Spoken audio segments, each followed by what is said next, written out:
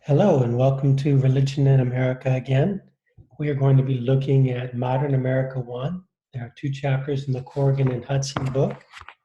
We'll be looking at the shifting religious configuration, and we'll also be looking at Protestantism's uneasy journey to the comfortable 50s. So, looking at the slides, it's going to be a little bit short today, which is good. The shifting religious configuration chapter is going to focus on Judaism, Eastern Orthodox Christianity, the Holiness Movement, Pentecostalism, and Millennialism. So, we've talked about Judaism before, how Judaism, Christianity, and Islam are the 3 Abrahamic faiths. We talked about Abraham and the covenant. We talked about Moses leading people out of slavery in Egypt to the promised land, the story of Exodus. The story of Judaism is a story that involves a lot of persecution. I once heard a comedian say, the history of Judaism. One day, God said to the Jewish people, you will be my people, and then boom. No more suffering, no more sorrow, no more doubts, fears, questions. And of course, he was joking.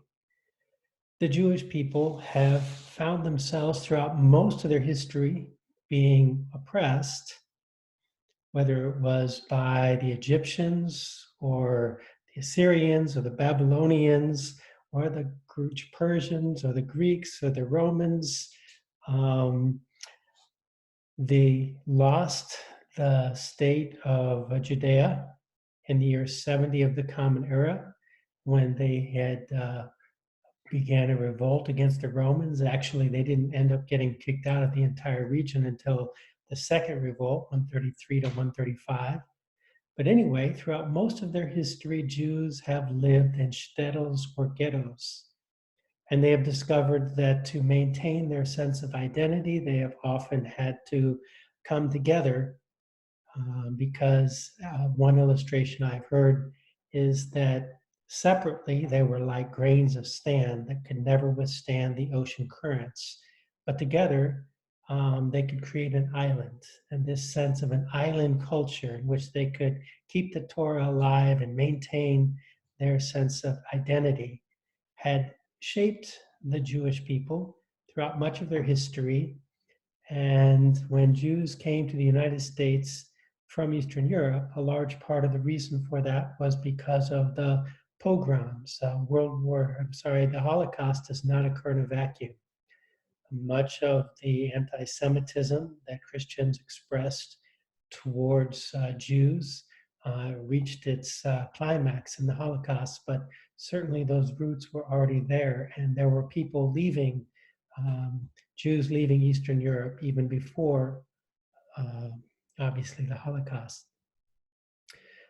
So a major change happens, though, with Reform Judaism under the leadership of Isaac Meyer Wise. They begin to argue that, we can be Jewish, but we can also assimilate into American culture. They took the idea of the separation of church and state seriously enough that they were willing to risk becoming American and not just being Jewish in an island that happened to be in America. Reformed Jews tended to embrace modern ideas, ideas from the European Enlightenment, modern science.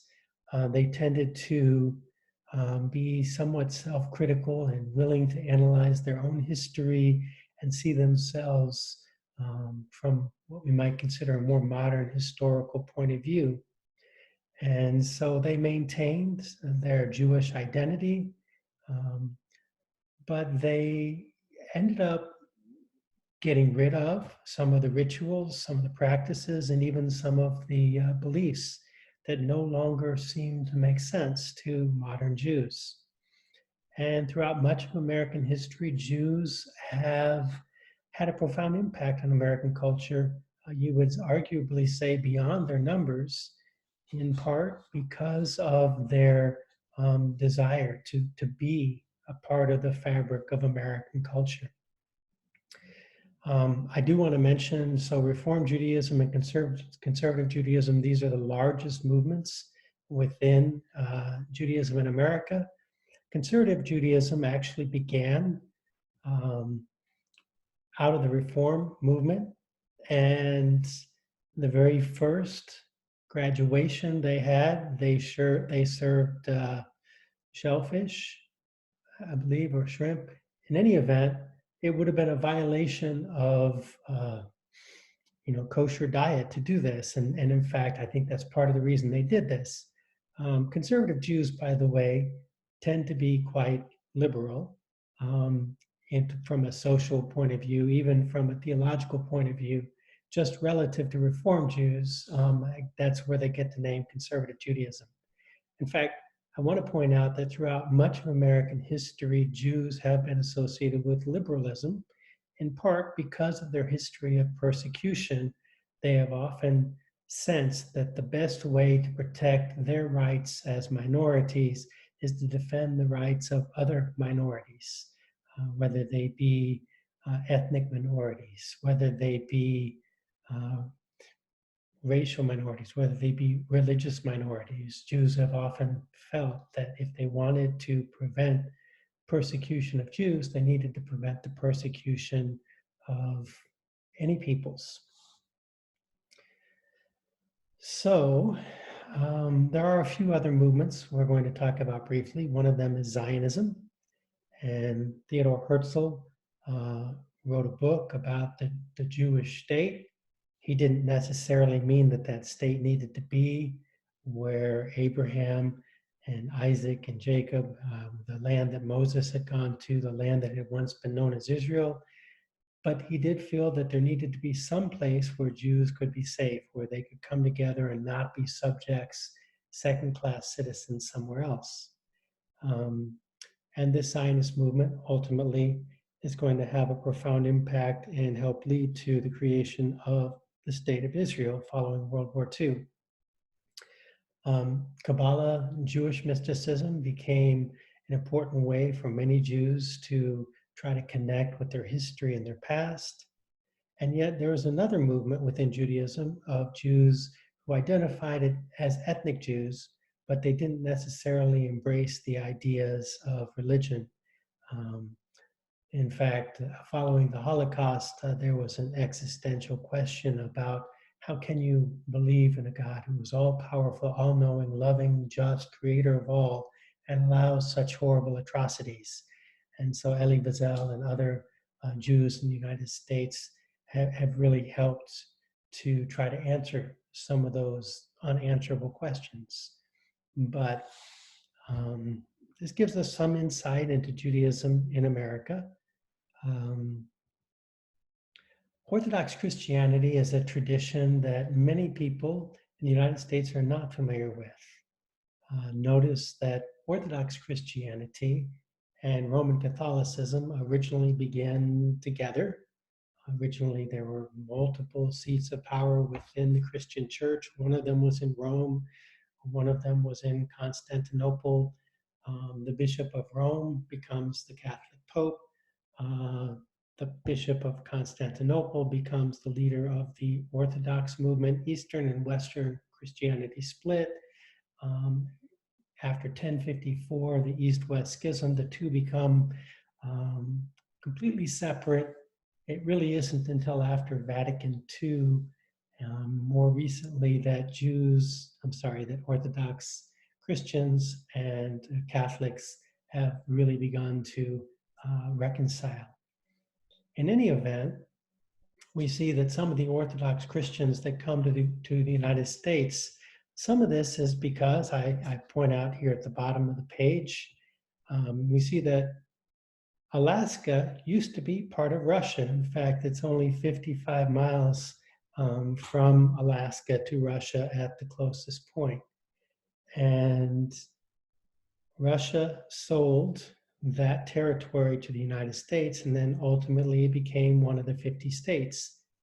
Well, the Greek Orthodox and Russian Orthodox churches are two of the most important seats of Orthodox Christianity. Here we see an Orthodox priest. In fact, you might say that an Orthodox priest and an Orthodox Jewish rabbi look an awful lot alike, and that's because they're looking at some of the same rules in the book of Deuteronomy about not shaving your temples, not wearing cotton and wool together. Notice the simple black clothing. These are following some of the Mosaic law. So when Greece became part of the Ottoman Empire, the authority within the Orthodox Church moved to Russia. But in 1917, the Bolshevik Revolution occurred, which is the communist revolution that sought to, in some ways, get rid of religion because it thought it was part of the problem. So then the Russian Orthodox Church found itself being persecuted and underground. So this is part of the reason that we see Orthodox Christianity coming to the United States, particularly after the Bolshevik Revolution. Orthodox Christianity does not emphasize original sin the same way that Western Christianity does. They often focus on the saints, and here is an icon, an image of the saints, and they focus on holiness and perfection. There are obviously parallels, but there are important differences as well. When I've taken students to Egypt, Coptic Christianity is a form of Orthodox Christianity. Taking students up to Greece, we go to see the magnificent Greek Orthodox churches, see the icons, and see the way Greek Orthodox community practices there. We have taken students to Orthodox community in Chicago when we were going to Greece one time. The next chapter, or the next unit, talks about disaffected Protestants who really were not inspired so much by the mainstream. In fact, in some ways, kind of like the revival movements that found the mainstream churches to be lacking, the disaffected Protestants kind of have that similar attitude. Out of the Methodist tradition comes the holiness movement, and it leads to a number of very large denominations in the United States, not just the Free Methodists, but the Church of God, Church of the Nazarene, and the Salvation Army. The holiness movement also, in turn, leads to Pentecostalism. And some would say that Pentecostalism gets its roots at the Azusa Street Church in Los Angeles. But if Christianity had become increasingly cerebral, talking about right belief, Pentecostalism emphasized the moving of the Holy Spirit. In some ways, it's a throwback to the revivals and the emphasis on the spirit, the heart, and not just the head. In fact, dancing and singing and shouting can be associated with Pentecostal ministries, faith healing, snake handling, speaking in tongues, things that would seem very strange to many more established traditional Protestants. And then finally, millennialism. There was a theologian by the name of Darby who kind of interpreted all of Christianity in terms of different dispensations, different time periods. And the focus is really on the end of the world and Christ returning at the end of time. And we see that these movements influence each other, and in fact, they tend to influence other branches of evangelical and even mainline and Catholic thought as well. Amy McPherson was one of the more famous Pentecostal speakers.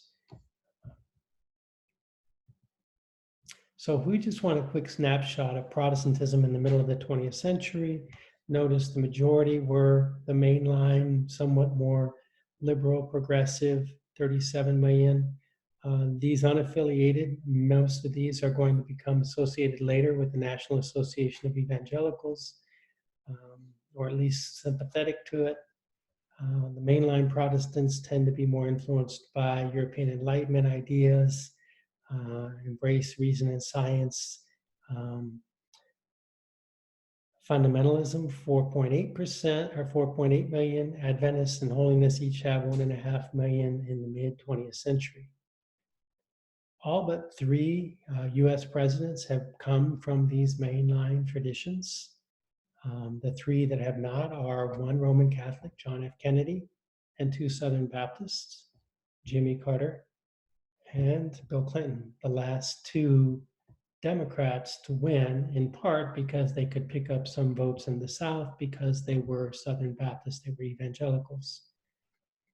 Interestingly enough, we see that today there are many more evangelical fundamentalist and Pentecostal traditions than there are mainline Protestants. Mainline Protestants today represent about 20% of the US population. And I see I misspelled Protestantism, but please forgive me.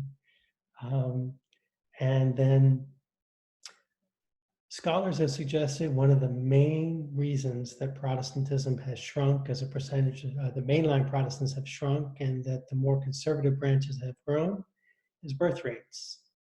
That may sound completely bizarre, but the more egalitarian a community is about the roles of men and women, often the fewer children they have, whereas the more traditional understanding of the man as the breadwinner and the woman taking care of the children and if possible, staying at home, tend to have a lot more children. And so we also see that up through World War II, as people became more highly educated, they would often move from some of these more evangelical or fundamentalist traditions into more mainline traditions. But following World War II, in part because of the culture wars, that pattern no longer persists. There's no longer an exodus of people. In fact, evangelicals, fundamentalists, Pentecostals have created their own colleges and universities and their own media, and in some ways have really stopped that particular trend. So the next chapter is called Protestantism's Uneasy Journey to the 1950s.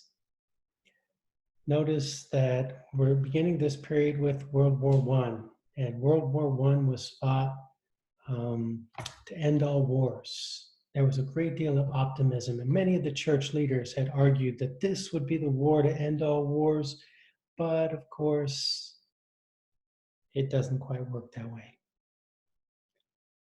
After World War I, there's kind of reaction against the more puritanical elements of American culture. When you think of the 1920s, you probably think of the flapper girls, the jazz, the speakeasies. Notice that George Jean Nathan kind of captured the spirit of many Americans when he says, if all the Armenians were to be killed tomorrow, and if half of Russia were to starve to death the day after, it would not matter to me in the least. What concerns me alone is myself and the interest of a few close friends. For all I care, the rest of the world may go to hell at today's sunset. This was an increasingly common feeling. There was a movement away from traditional morality, from Christianity, and we see that the literary giants of that time, like Fitzgerald and Hemingway, helped provide a different way of looking at the world. The 1920s also brought us the modernist fundamentalist debates in terms of the Scopes monkey trial that was mentioned in the last video, followed by the Great Depression. After the Depression, the United States instituted a number of economic changes. We call these the New Deal, whether it's minimum wage laws or worker safety laws or unemployment insurance or Social Security. These kinds of policies were instituted. And in fact, Catholic, Jewish, and mainline Protestant leaders were instrumental in helping to bring about these changes. However, many of the people in the pews were a bit skeptical. They've already been told that if they would just sacrifice today, there will be no more sacrifices in the future. And then came World War II. if the churches had gotten behind World War I, in fact, the churches were hesitant to support World War II at first. There's a book called Cautious Patriotism, the churches in the Second World War, that I would recommend. Um, this is going to lead to a very different type of Protestantism. After World War I, people moved away from traditional religion and embraced a more the Roaring Twenties. After World War II, the 1950s are associated with a period of conservative ideas and a return to traditional morality and a revival of church attendance. So this was a short video. Thank you.